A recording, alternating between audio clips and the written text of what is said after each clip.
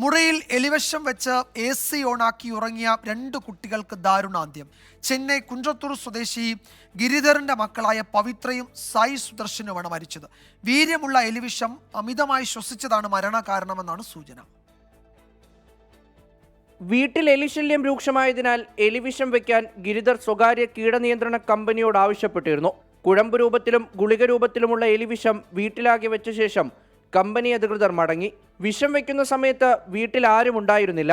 കീടനിയന്ത്രണ കമ്പനിയിൽ നിന്ന് പ്രത്യേകിച്ച് നിർദ്ദേശങ്ങളൊന്നും നൽകിയതുമില്ല. രാത്രി വീട്ടിലെത്തിയ ഗിരിധറും കുടുംബവും AC ഓണാക്കി കിടന്നുറങ്ങി. പുലർച്ചെയോടെ ഗിരിധറിനും ഭാര്യയ്ക്കും 2 മക്കൾക്കും ദേഹാസ്വാസ്ഥ്യമുണ്ടായി.